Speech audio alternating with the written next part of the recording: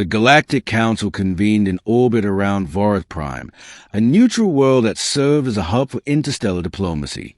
10,000 species gathered, crystalline intelligences from neutron stars, hive-minded swarms, biomechanical leviathans, and civilizations older than Sol itself. They were furious. Humans had broken every expectation. They had negotiated treaties with rogue star systems, intercepted council trade networks, and reverse-engineered technologies that had been untouched for millennia.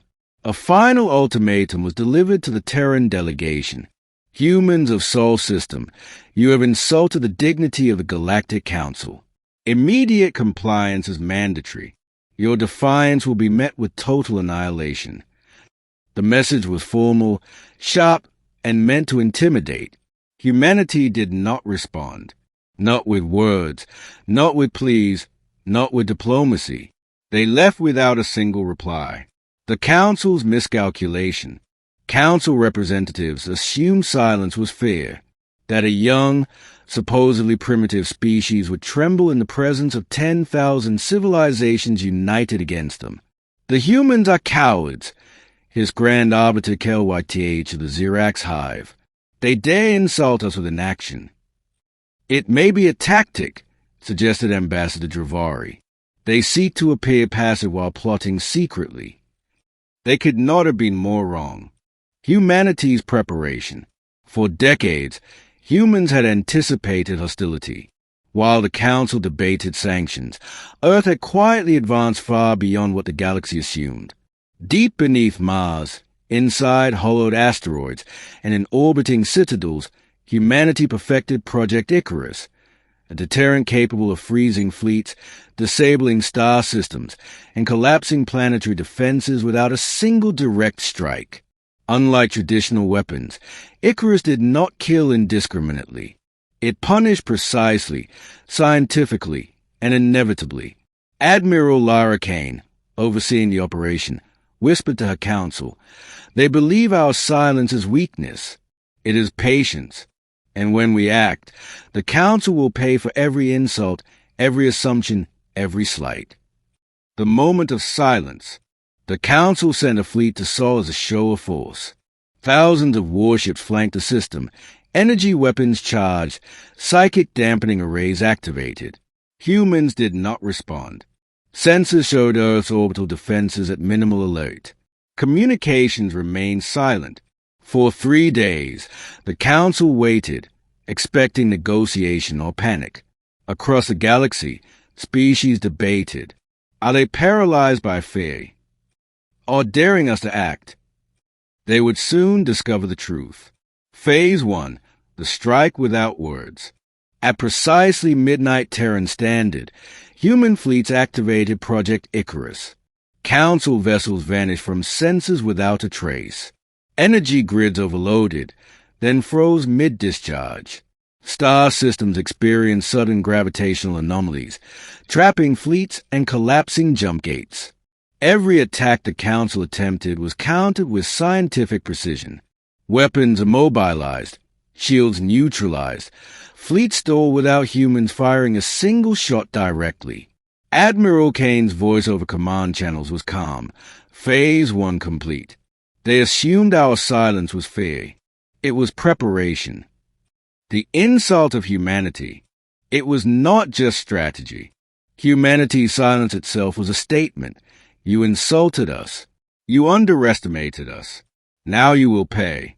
Council emissaries watched their warships freeze mid-orbit, system collapsing under invisible, unstoppable force. Minor species panicked. Some fled, only to find jump gates inoperable. The humans left without a word. The humans insulted the Council. The Council paid. Phase 2, freezing the systems. ProjectIcarus moved beyond fleet immobilization. Council-controlled planets froze, oceans solidified, atmospheres cooled near absolute zero, and orbital platforms stalled mid-sky. Civilizations that had dismissed humans as weak now faced cold, silent, inevitable consequences. Communication attempts failed. The Council's voice, previously omnipotent, met only static. Council panic. The Council attempted a retaliatory strike. Beam arrays activated, fleets charged, but every system they targeted had been preemptively neutralized. Weapons froze mid-charge, fleets stalled mid-jump, planetary defenses became inert. "What kind of technology is this?" cried Arbiter KLYTH.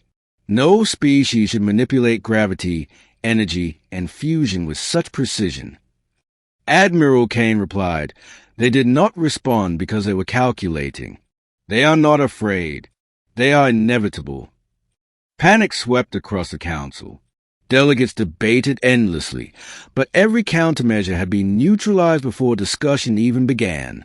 The final message. After 72 hours, humanity broadcast across all channels. The message was simple, cold, and devastating. "You insulted our species. You underestimated our patience. You assumed fear would silence us. You were wrong. The consequences are now yours." No fleets destroyed. No planets wiped unnecessarily. Only precise, calculated retaliation for insult and threat. The Council realized too late. Humanity had enforced consequence with scientific and tactical precision. The aftermath. Entire Council sectors collapsed or became immobilized. Fleet corridors froze. Core worlds could not communicate. Minor species begged for treaties and alliances. Humanity had not conquered. They had not annihilated indiscriminately. They had only enforced respect. AdmiralKane watched the stars.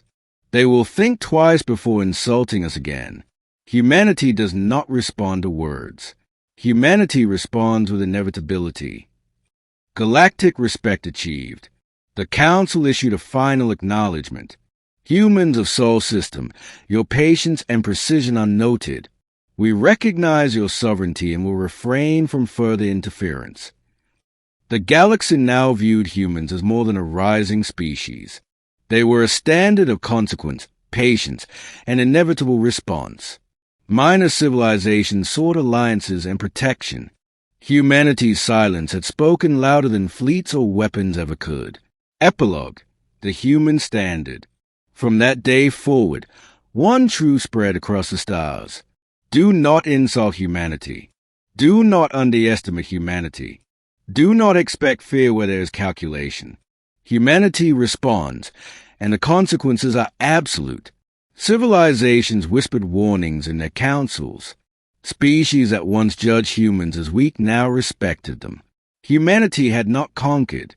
They had not destroyed unnecessarily, but they had made themselves unignorable. Above frozen and immobilized systems in the outer galaxy, the stars seemed to shine with a warning. Never test humanity.